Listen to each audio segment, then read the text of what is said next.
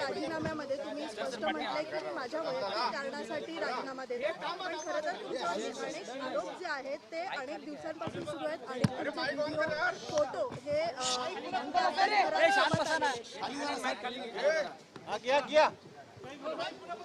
शिवणिका संस्थान या संस्थानेमध्ये जे महादेवाच्या मंदिराचं देवस्थानाचं ट्रस्ट आहे, या ट्रस्टवरती मी प्रदेशाध्यक्ष होते तेव्हापासून सदस्य म्हणून काम केलेलं आहे. माझ्या समवेत समाजातील वेगवेगळ्या क्षेत्रातील अनेक प्रतिष्ठित नागरिक, अनेक मान्यवर या ट्रस्टवर होते आणि या ट्रस्टवर मी जेव्हा होते त्याच्यानंतर मी आयोगाचे अध्यक्ष झाले. आणि मला सुरुवातीला हे सांगायचं आहे, या ट्रस्टचा कार्यकाळ हा 8 ऑगस्ट 2025 रोजी संपलेला आहे. खरं तर समाजामध्ये आपण आयुष्य जगत असताना कोणाला ना कोणाला गुरु मानत असतो. खरात पती पत्नीला माझ्या परिवाराने गुरु मानलं, आम्ही गुरु मानलं. आणि काही वेळा तिथं होत असलेला कार्यक्रम, मग तो महाशिवरात्रीचा असेल, गुरुपौर्णिमेचा असेल, या कार्यक्रमाच्या निमित्तानं विद्यार्थ्यांच्या शैक्षणिक साहित्य वाटपाचा असेल, या निमित्तानं आम्ही उपस्थित राहत होतो. यामध्ये एखाद्या व्यक्तीला आपण गुरु मानले आणि त्यानिमित्तानं संपूर्ण कुटुंब आम्ही त्या कार्यक्रमात उपस्थित राहत होतो. माध्यमांमधून सातत्याने दाखवले जाणारे व्हिडिओ हे काही वर्षापूर्वीचे आहेत. गुरुपौर्णिमेच्या निमित्तानं अनेकांनी ती पाद्यपूजा केली, तशी मी माझ्या पतीने देखील ती पाद्यपूजा केली. 5-6 वर्षापूर्वी ज्यावेळेस आपण ज्या लोकांच्या संपर्कात असतो, ते 5-6 वर्षानंतर एखाद्याचे कृत्य, एखाद्याची वैयक्तिक वागणूक, त्याचं वैयक्तिक आयुष्य याच्याबाबत आपल्याला कोणतीही सुत्राम कल्पना नसते. आज आपण ज्यांच्याबरोबर आहोत, जे आपल्याबरोबर आहेत, ते उद्या पुढे जाऊन कसं वागणार आहेत ही कल्पना आपल्या कोणाला नसते. त्याच्यामुळं मी ही घटना समजली त्यावेळेस मला तो धक्का बसला. मी लगेच ते ट्विट देखील केले सुरुवातीला की या देवस्थान ट्रस्टशी माझ्या कुटुंबाचा संबंध आहे, पण खरात आणि त्याच्या वैयक्तिक आयुष्याबद्दल काही माहिती असायचं कारण नव्हतं. यामध्ये पोलिसांनी खोलवर निष्पक्षपणे तपास करावा हे मी परवाच सांगितलेलं आहे. त्याच्यासाठी आज मी पोलीस महासंचालक यांची भेट घेतली. त्यांना देखील या तपासाबाबतचं पत्र दिलंय, जे मी तुम्हाला माध्यमातून सुद्धा दिलंय. त्यानंतर मी राज्याचे मुख्यमंत्री आदरणीय देवेंद्रजी फडणवीस साहेब यांची भेट घेतली, त्यांनाही ते पत्र दिले, ते मी तुम्हाला माध्यमातून दिलेले. मी आता आदरणीय सुनेत्रा वहिनी, राष्ट्रवादी काँग्रेस पक्षाच्या आमच्या राष्ट्रीय अध्यक्ष, आमच्या नेत्या यांची भेट घेतली आणि एकंदर हा सगळा घटनेचा तपास हा पारदर्शकपणे व्हावा, निष्पक्षपणे व्हावा यासाठीची मागणी केली. यामध्ये आपण काही लोकांवर विश्वास ठेवतो, एक आध्यात्मिक श्रद्धा आपली असते, एक आध्यात्मिक भावना असते. माझं संपूर्ण कुटुंब हे वारकरी कुटुंब आहे. त्याच्यामुळे आमची जी श्रद्धा होती ती आध्यात्मिक दृष्टिकोनातून होती आणि म्हणून आम्ही कुटुंब ह्या देवस्थानशी जोडलं होतं. पण त्याची दुसरी जी बाजू आहे ती कधी आमच्या समोर आली नाही, काही माहीत असायचं कारण नाही. वर्षातल्या काही कार्यक्रमांना उपस्थित राहत असताना काही कालावधीसाठी आम्ही तिथं असायचो. त्याच्यामुळे जे काही घडले ते अत्यंत चुकीचे, अतिशय घाणेरडं कृत्य आहे. त्याचं कुठेही आम्ही समर्थन करणार नाही. पोलिसांनी त्याचा सखोल तपास करावा, आरोपीवर कठोर कारवाई करावी ही मागणी आम्ही महासंचालक असेल, आदरणीय वहिनी असतील, आदरणीय देवेंद्रजी फडणवीस असतील यांच्याकडे केलेली आहे. यामध्ये 2 गोष्टी मला प्रकर्षाने सांगायच्या आहेत. काल कोणी एक पत्रकार, खबरदार पुढारी यांनी त्यांच्या वर्तमानपत्रात एक बातमी दिली होती 19/3/2025 ला. ही बातमी आमच्या समुपदेशकांकडे आली समुपदेशक त्या विभागामध्ये काम करतात, विभागीय समुपदेशक असतात, त्यांनी ही बातमी, त्यानंतर समुपदेशकाने त्यांना हे पत्र पाठवलेले 8 तारखेला. आमच्या प्रकल्प अधिकाऱ्याने हे पत्र पाठवून त्या पत्रामध्ये स्पष्ट दिलंय की आपल्या पेपरमध्ये जी बातमी आली त्याच्यामध्ये बातमीमध्ये काही मोघम स्वरूपात छापलेले आहे, तर या प्रकरणामध्ये आपल्याकडे काही माहिती असेल तर सविस्तर आयोगाला कळवावी. दुसरं पत्र आहे पोलीस अधीक्षकांना की तुम्ही तुमच्याकडे जी काही माहिती असेल ती माहिती या अत्याचाराच्या संदर्भात असेल किंवा काही असेल तर आपण पोलीस स्तरावरती कारवाई करावी, भूमिका घ्यावी, जे काही असेल.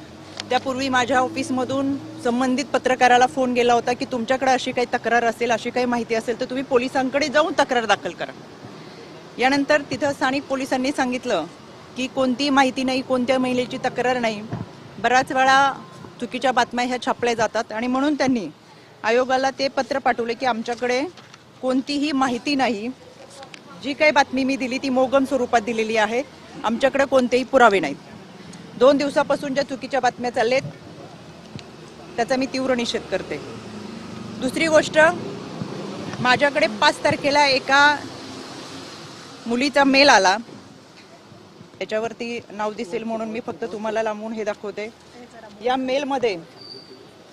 या संबंधित मेलमध्ये त्या मुलीने खरातच्या ऑफिसमध्ये पूर्वी काम करणाऱ्या एका माणसाच्या संदर्भात तक्रार होती. खरातचा यामध्ये कुठेही उल्लेख नव्हता.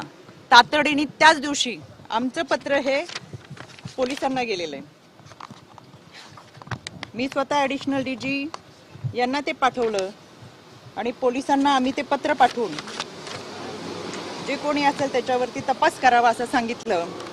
त्याची हेअरिंग सुद्धा हे पोलिसांचं पत्र, या तपासाची हेअरिंग 17 तारखेला माझ्या आयोग कार्यालयात लागली. या हेअरिंगमध्ये आम्हाला पोलिसांनी स्वतः पत्र दिलंय की याच्यामध्ये आम्ही कारवाई करतोय. कोणालाही, कुठल्याही व्यक्तीला, संस्थेला, कोणालाही पाठीशी घातलेलं नाही. पण तोपर्यंत खरातचं कुठेही नाव नव्हतं, पण त्यांच्याकडे काम करणाऱ्या माणसाचं नाव याच्यामध्ये होतं, तरी आम्ही कारवाईचे आदेश दिले होते. त्या अनुषंगाने आम्हाला तेजस्वी सातपुते त्यांचं पत्र आहे की आम्ही याच्यामध्ये कारवाई करतोय. हे पत्र आहे आम्हाला 17 तारखेला. 17 तारखेला यामध्ये जी तक्रार होती ती एका महिलेची कार्यालयामध्ये पूर्वी काम करणाऱ्या एका मुलाच्या संदर्भात होते. त्याच्यामुळे मला आवर्जून सांगायचंय की अशा पद्धतीने जे काही गोष्टी 2 दिवस चालू आहेत, चुकीच्या बातम्या चालू आहेत, एखादी व्यक्ती पुढे जाऊन कशी वागती, त्याचं कृत्य, वैयक्तिक आयुष्य आपल्याला कोणाला माहीत नसतं. आम्ही जोडलो होतो तर मी पहिल्याच दिवशी ट्विट करून सांगितलं, हो आम्ही संस्थानाशी जोडलेलो होतो, देवस्थान ट्रस्टमध्ये होतो. ते फोटो माझ्या आहेत, अनेक वर्षापूर्वीच्या आमच्या कुटुंबाबरोबरचे फोटो तिथं होते आणि एखाद्या गुरुची, पती पत्नीची पाद्यपूजा करत असताना गुरुपौर्णिमेच्या दिवशीचे फोटो आहेत. विशेष म्हणजे अनेक लोकांचे फोटो याच्यामध्ये आहेत, पण केवळ महिला म्हणून ज्या पद्धतीचं सॉफ्ट टार्गेट गेले 2 दिवसामध्ये करतात ते अत्यंत चुकीचं आहे. काही जणांनी पत्रकार परिषद घेऊन सातत्याने चुकीच्या बातम्या पसरवण्याचा प्रयत्न केला. कुणीतरी त्यांच्या आजच्या बातमीत दाखवलं 2 सप्टेंबरचा फोटो आहे. खरं हा माझा फोटो आहे 12 सप्टेंबरचा. ह्याच्यावरची 1 तारीख पुढची खोडली आणि 2 सप्टेंबर दाखवलं आणि काहीतरी त्या दिवशी अमावस्या पौर्णिमा काहीतरी आहे असं चुकीचं दाखवलं. माझ्या आजही अकाउंटवर गेला तर हे फोटो असे आहेत, ते 2 सप्टेंबरचे नाहीत, ते 12 सप्टेंबरचे. दुसरी गोष्ट, 2 सप्टेंबरला आदरणीय अजितदादांच्या दौऱ्यात आम्ही होतो, हा माझा 2 सप्टेंबरचा फोटो आहे. 2 सप्टेंबरला हा फोटो झाल्यानंतर कुठेही माझ्या हाताला जखम नाही. हा 3 सप्टेंबर 4 सप्टेंबरचा फोटो आहे. माझ्या या भागामध्ये अधिकाऱ्यांच्या समवेत रस्त्याची पाहणी, कुठेही हाताला जखम नाही. हा 4 सप्टेंबरचा आहे आणि हा 5 सप्टेंबरचा फोटो आहे. कुठेही हाताला जखम नाही. कुठला दिवस होता, काय होता विधी तो माहित नाही. आणि हा 6 सप्टेंबरचा आहे, कोणतीही हाताला जखम नाही. कायद्याच्या चौकटीतून ह्या सगळ्यांना आम्ही नोटिसा पाठवूच. चुकीच्या पद्धतीने बदनामी करणं, अश्लील टीका टिप्पणी करणं, खोटे नरेटिव्ह सेट करणं, खोट्या बातम्या प्रसाद करणं, या सगळ्यांच्या बाबत कायद्याच्या चौकटीतून प्रक्रिया नक्की करेल. मी परत सांगते, यामध्ये जी व्यक्ती होती ती दोषी आहेच, त्याच्यावर कठोर कारवाई झालीच पाहिजे. आपल्याला कोणत्याही व्यक्तीच्या वैयक्तिक आयुष्याबद्दल काही माहिती असायचं कारण नाही. आणि आज आपण ज्यांच्याबरोबर आहेत ते पुढे जाऊन 4 वर्षांनी 5 वर्षांनी काय करणार आहेत हे याची कल्पना आपल्याला नसते.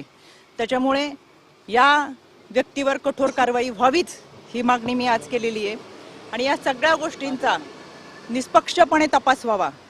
त्याच्यामुळे मी आज राज्य महिला आयोगाच्या अध्यक्षपदाचा राजीनामा माझ्या नेत्या आदरणीय सुनेत्रा वहिनी यांच्याकडे मी सुपूर्द केलेला आहे.